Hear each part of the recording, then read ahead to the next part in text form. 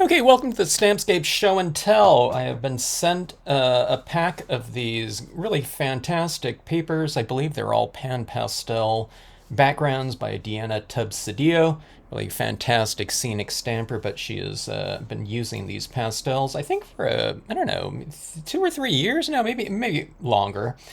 But someone has gone and used those prints, her originals, for these pre-printed papers, which are fantastic. I don't know what kind of configuration they come in, but you can check them out or contact her. And I thought I would go through some of these and test for things like, just like I do with other types of papers here in terms of ink compatibility. Now I can contact her and say, hey, Deanna, which inks, am I supposed to use on here? But I'm going to approach it, just like I'm buying these off of whatever site they're on and available, and see how things go with that. Okay, so one of the things I find interesting is that they're double-sided here, so really fantastic. I don't know, day, night, or whatever, or night and night right there. But I think these are the main ones right here, in terms of the specifics, and the back ones are, probably some kind of larger piece or something like that, that one can utilize. I don't know, you can also do something. Oh, you stamp on one of these, and it's like, what, I dropped a stamp or something like that on there. Then you can use the back, which is cool. Okay, so that being said, I have a lot of this pattern right here, so that's the one that I'm going to do my test prints on. Okay, so first of all, there's a lot of different types of inks out there. Okay, so I'm just using the ones that I have. My kind of go-to ones. So I'm going to test out the brilliance on this first. I'll use a nice thick, stamp here in the spruce large. I take it the brilliance is going to work on here just fine because it's a very surface-oriented type of ink. In other words, it stays on the surface as opposed to getting absorbed in there. It doesn't work by staining like dye-based inks do. Okay. So that's what we have to figure out here. How do these inks that are printed on this paper affect the paper? Does it make it non-porous, etc.? I'm guessing that it does. All right, fantastic. In fact, that's a really nice deep print there with the brilliance. I stamped and held for a little bit of time to let that ink transfer. Okay, StazOn. My StazOn's getting a little bit dry here. I've been using it like crazy, and I just haven't reordered a bunch of inks in a while. So if this... I got a decent amount here, I think. Okay, so let's go with StazOn. You got to be pretty fast, especially if you don't re-ink right before you're stamping or whatever that stamping session. Now, if this stamp's a little bit lighter than the brilliance, don't hold it against the paper, okay? I didn't re-ink my StazOn, which, people recommend you do before you stamp each time.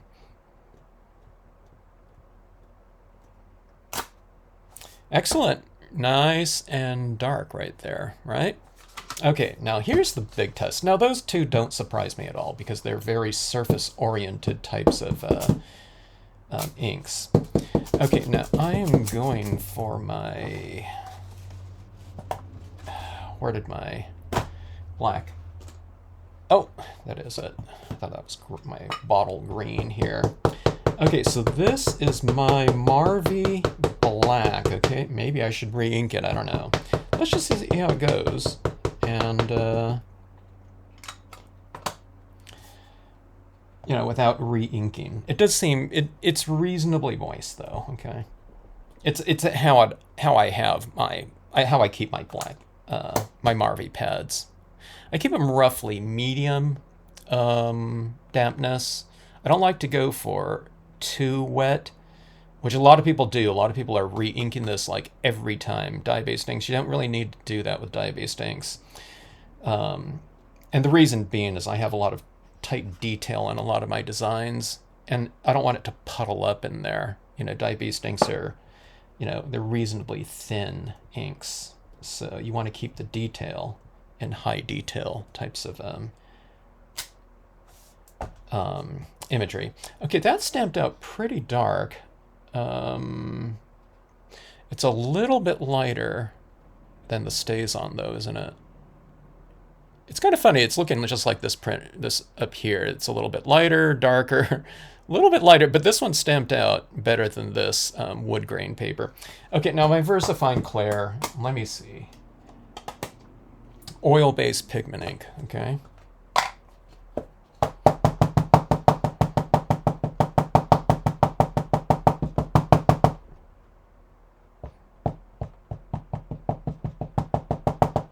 All right. It's a little dry. So that being said, it's going to stamp out darker for you if you, re-ink your pad, okay? Now, looking at this, I tend to think that this is pretty porous of a paper, okay? Which is good, because it'll accept your different inks a little bit easier than a non-porous one, okay? Non-porous would be like a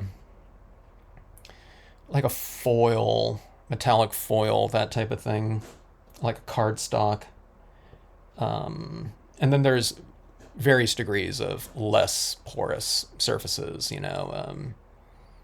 glossy cardstock, semi-gloss, and then you get, all the way to matte, which is, much more porous because it's less coated with things. Okay, so that looks pretty good. The dye and the VersaFine, I think, will give us some really good impressions on there.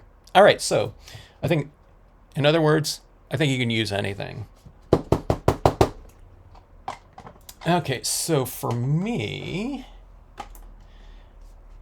let me see here. Let me test for dryness there. Even the Clair. That one's still a little bit wet, but again, I just stamped it, and it is an oil-based, surface-oriented pigment ink, okay? Water-based pigment ink, oil-based pigment ink. When you can use all, that vast range of it, StazOn works on anything, so it's always a good sign. Okay, so anyways, I thought what I would do here is try to figure out some compositions to put on here. So, okay, so we can stamp out anything kind of more that's more based in silhouette on any of these, okay? But if you have kind of more open designs, let's say, for example, if I stamp this sun over something like that, naturally, this is going to, I can't stamp it in here. It's not going to be light, okay? All that color is going to show through, or something like this, right? I mean, you can aim it in some area like this and have some kind of really dramatic type of thing where you have the colors, going through this. Actually, like that would look pretty cool on this one. But you can't do it really so much on something like this and position something like that up there. So open styles of designs, there's silhouette and open on this. If you don't want those types of patternings, to show through this type of area, this open area on my rocks, you can't stamp it over this, otherwise those areas are going to be dark. I'm not saying you can't use the stamp on here, but you can't do it without the influence of what's underneath showing right through the things that you're stamping right over the top of it if they're open. Now, if it's all black again, you could use anything you want. Okay, so I'm going to work around these pieces. So, it just puts a little bit of a kind of design consideration into your pieces on something like this moon right here. There's a couple different ways you can do it. You can do a space scene like this if you want to, and have, different objects in there, spacemen or something like that, or other types of planets, which would be cool. But if you're doing something that's terrestrial, you think about it in terms of positioning. Now we can see the star up here and this moon up top here, and you might think, wait a minute, Kevin, that goes like this. Here's the moon up here and here's open space up here. But, you can have a moon rising And then there's some clouds up there, and you have open space down here. You can have some trees or something like that going on there. They better be kind of dark, or you can do something reverse out and go with white against black, but you'd have to have them down here. If we have white and white, you wouldn't really be able to see it up there. You can emboss other types of things like that, like silver on there. But again, when you have like really kind of dominant types of objects already established in here, the easier thing is to go with the silhouette types of things and just place them wherever you want over the top of it. This one right here, it's more generic right here. It has less range of contrast in here, so you can kind of use this however you want. You know, there is a cloud range right here, but if you stamp an object over the top of it, the contrast between that and that isn't so extreme where you can't just fill in areas of the design to just kind of bring it to the forefront as opposed to making it look like it's, you know, a see-through image. All right. And what I mean by that is, like, say, again, if I stamp something like, let's just use this as an example right here. If I stamp it right here, you know, that line, that row of clouds and open sky is going to be showing right through here. But all you have to do is tone in here a little bit, maybe with some colored pencils after you stamp it, so it'll feel like this is, you know, more in the foreground and not just a see-through bunch of rocks in there. Okay. So anyways, it's just, you know, it's just easy stuff. You just, you know, kind of use your own, you know, stamping common sense, okay? All right, so let's see here. Let's go with something like this. I have this fairly open area in here. And Deanna told me that one time she was, I think she was just, I don't know, surfing YouTube or something like that. And she came across my Midnight Rider scene. Now that one used this waterfall with a lot of open area, so I probably wouldn't use that one on some of these cards. Okay, so I just thought I would use this little rider to utilize on our cards right there. You know, from where it not where she began, but where she found Stampscapes. Okay, and we will see what we can produce here. Okay, so what I'm doing right here is on these backgrounds like this, for me, just like using photographs, the thing that I want to do is I can stamp right over the top of this and just have this scene already kind of established, just like stamping on, you know, sky photos or something like that. Okay, but the thing that I like to do is I like to bring the background, the thing that's established right here, into my foreground. Now, how would we do that? We would do that with lighting, okay? So let's see. Maybe I better re-ink this one. Let me see how this goes here.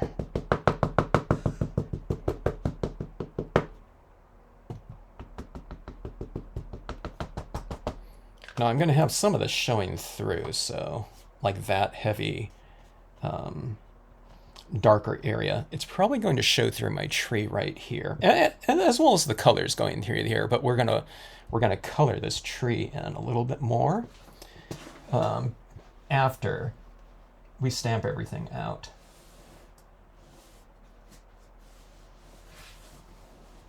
Okay, so the finish on these pieces, it feels matte to me, by the way. I mean, you can see they're not like glossy or shiny or something like that, like a postcard, which is good because it, you know, it opens it up to more different types of inks. Okay, so see that's like showing through right there. Yeah, that one's pretty heavy. I'll see if I can work around that one. I'll have to go pretty heavy with my coloring right in here to eradicate that that line running through there.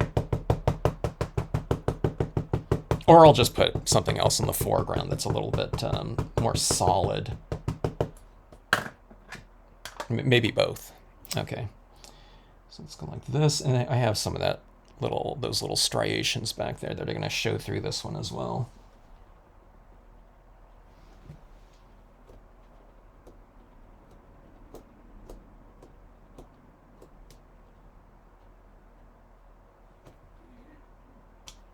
Okay. And that one's stamped out a little bit light. But like I said, I probably should re-ink my my pad here. Okay, let's give this a little bit more texture here. I'll go with my sedge filler stamp right there. And I put a line through that, but that's going to be all blocked out anyways with some additional tone. And let's add in a little bit of reeds here. Some taller grass to push depth.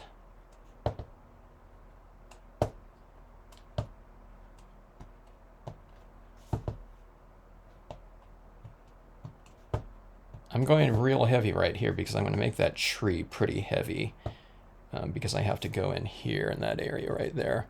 Unless you're saying that the cloud is in front of the tree. That might be kind of interesting.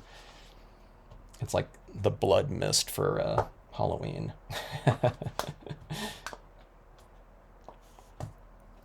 All right, we might as well stamp our little figure in here. I was going to color that first, but let's go ahead and stamp this in here.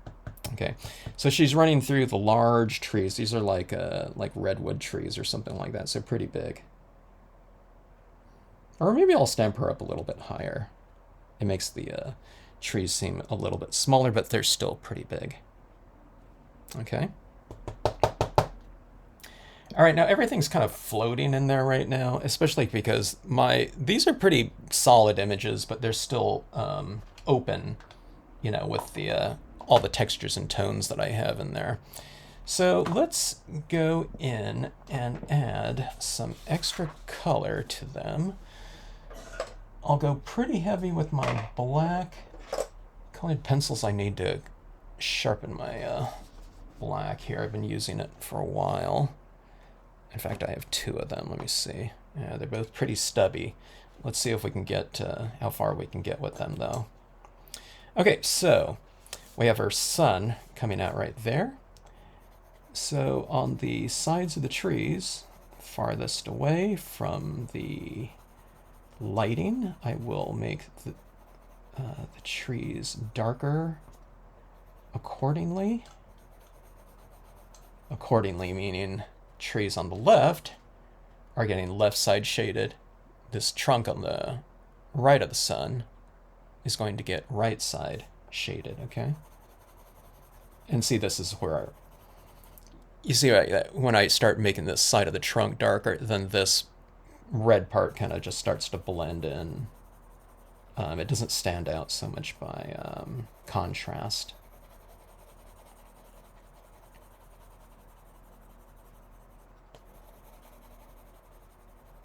So now you have your, we have the more we go with this, the more these objects will kind of sit in the page a little bit more than kind of floating and being kind of more see-through over the top of it.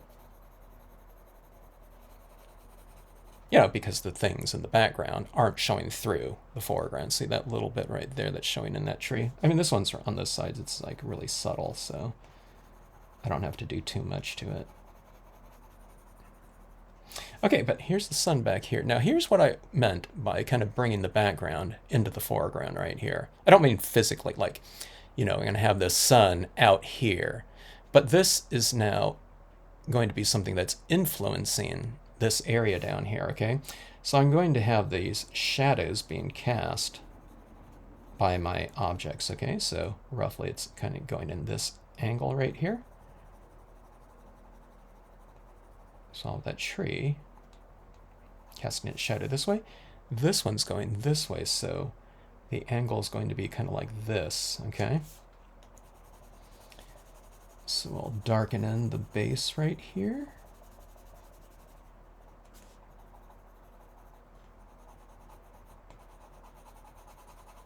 Because I need to go pretty dark with this trunk here because I want to eradicate that. Or try to obscure it, It's still going to be there, and, you guys will be able to notice it, but I just don't want people to notice it, that haven't looked at this piece before.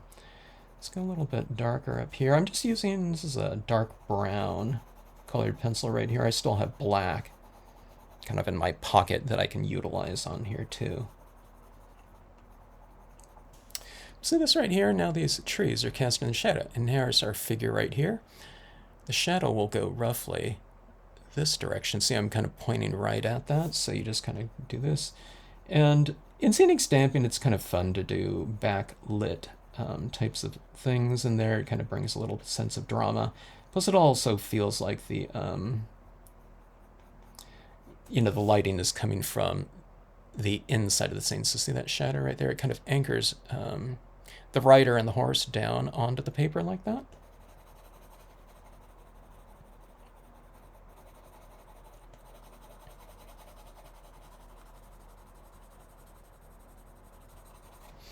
Okay, now let's go to black here.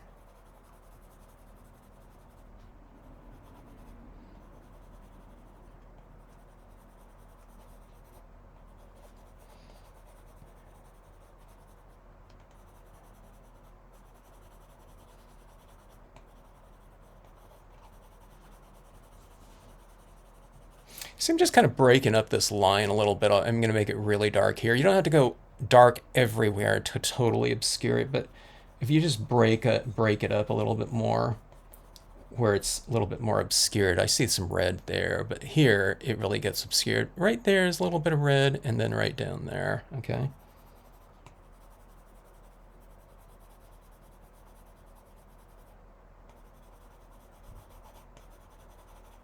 All right.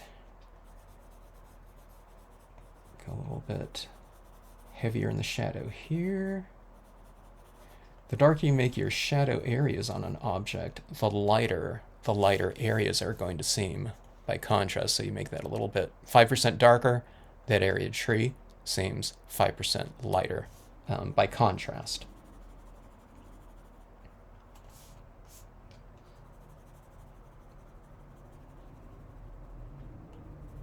I just thought that's something that would look really cool in this one.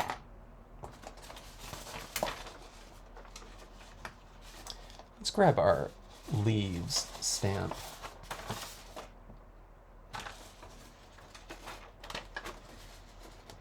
All right, I have a smaller acrylic block somewhere, but let's just go with this one.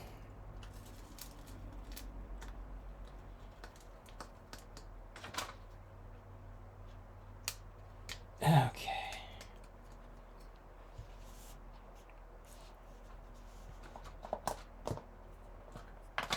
Let's go ahead and ink up here.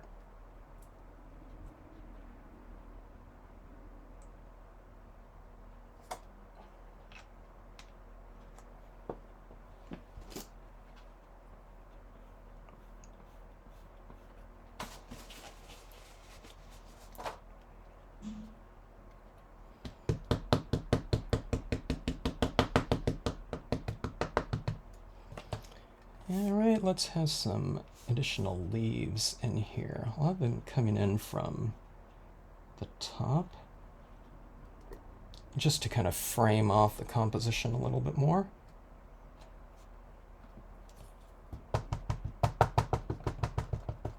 You can go with more pine tree types of foliage too, but I wanted to just make this a real quick card here.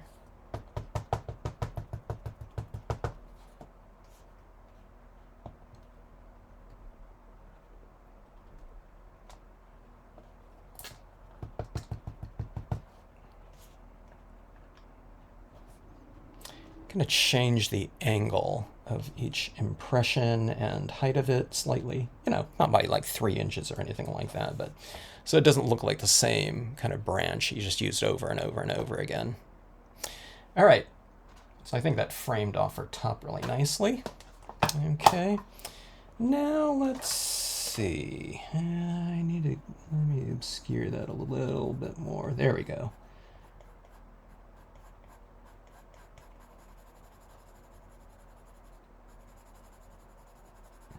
Let's go with that.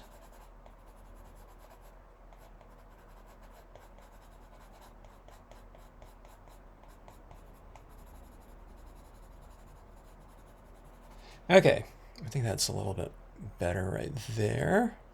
All right, so let's do this now. Let's bring in some additional lighting into the scene. Okay, so again, I brought in the influence of this sun into my objects by shading them accordingly. Let's do this little horse here too. Let's give that horse a little bit of color.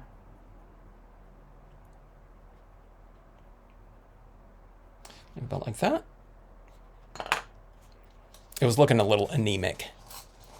Okay, now what I'm going to do is we're also going to bring some of that light into the scene too. I don't know if that looks like white to me, so I'm going to go with my beige-ish paint pen here. It's a little bit lighter. And what I'll do is I'll just add in some of these little highlights on the side of the tree, facing that light right there. Like that. See, I've kind of broken up that red, kind of crimson colored cloud in there slightly. And then what I'm going to do is I'm going to bring some of this light now down into my grassy terrain down here. I'll have a little bit more of it kind of higher up in the composition, closer to my light like that. And then down here, what I'll do is I'll dissipate it a little bit. And this is what I did on Midnight Rider. It was kind of like heavier with white, probably, I don't know if it was a white paint pen, maybe it was white gel pen probably back in those days. It's probably a Uniball Signo pen. Okay, so it's a little bit more condensed with dots right up here, and then I don't know if you can see it, but I dissipate it down here, so it's, you have that element in here now. Here, let's bring some over here too, like that. Okay, so you see how you brought the background into the foreground in you know, some ways.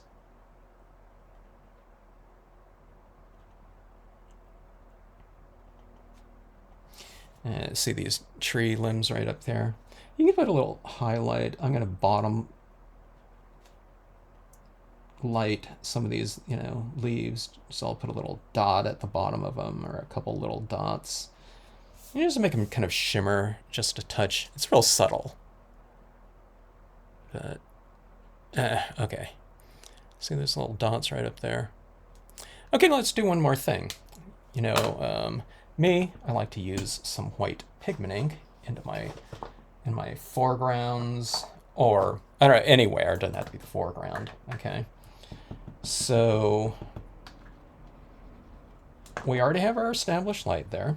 So what I'm going to do is I'm going to add this little bit of mist right in here at the base of my trees, and that will really kind of integrate that background lighting into the foreground right here, or, you know, wherever you use it. I'll put the rider, like coming out of a little veil of, you know, kind of mist, or, you know, illuminated light in there. See it just right at the base of the horse's legs like that. And I'll put a little bit here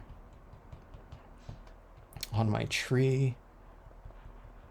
Yeah, how about this? I'll do it on some of the side of the tree, facing the light. So I put white on the left side of the tree, and we've darkened the right side, so you really kind of reiterated lighting direction here by doing something like this. And I'm kind of putting some of this white right over that tree just to kind of eradicate that a little bit, or not, that's the wrong word, kind of obscure it a little bit. Just for this composition, like I said, you wouldn't have to obscure if you're just using kind of silhouette, you know, types of stamps. But I just wanted to showcase you know, what, you know, you can do if you're using kind of more open styles of designs, where the background is going to, the background elements are going to show through a touch or more. Okay, so on some of these trees, I'm just, you know, the leaves, I'm kind of tapping over them. That's still a little bit wet, so I can see it's like starting to smear just a touch. You can't really tell too much, but I'm gonna not do that right now. It's just because I just stamped them out like, I don't know, a minute ago. And it's a, you know, a thick, here I'll put a little crisp little highlights on there. Like about like that. But see that it's the light is now kind of influencing that leaf up there. Okay, let's see. A few little more highlights on that just to kind of bisect up my little line in there, touch.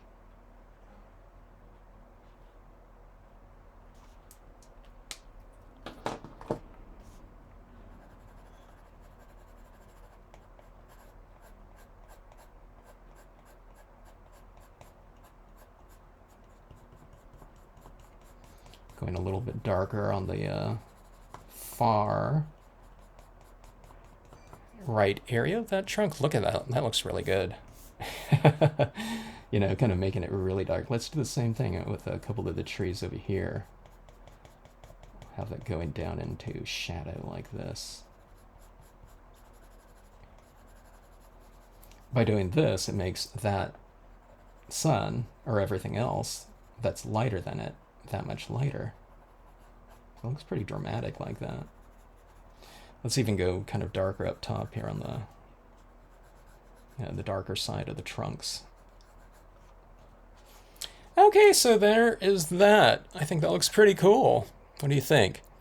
So, I don't know. It makes for a pretty quick card when you're doing these types of things. Now, I just imagine these trees right here. And this looks like a cool card too, but stamped over here with something like these sky figures. You can go like this too. It'd be kind of interesting. I've never done it before. Like doing like a white trees over here, and then maybe a gray one over here or something like that in the foreground.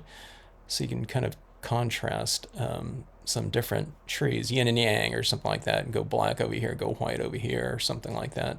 Might be kind of interesting. So you can use these in different styles. So don't always think, okay, this is cloud and this is sky up here. You can always do it this way, or you can do it this way or this way, you know, clouds like above. Stuff like this too, you know. I tend to see like the seaside cove down here, and then this light on the horizon kind of shining on my water. But then what you do want to do is you want to come in and add some extra shadows and such in there. All right, so thank you so much, Deanna Tubb-Sedillo, for these really cool pieces right here. I'm going to stop right here. Just, you know, I was just wanting to make the real quick video on this one, but I'll try some of these other papers out in the future. But there you go. This is right before your midnight rider there. She was riding through this, and she came upon, you know, part of it was running through that shallow lake shore next to the waterfall. If you're curious about that one, look up, just type in Stampscapes and Midnight Rider in the YouTube search window, and it'll come with that video, which was dye-based inks on white glossy cardstock.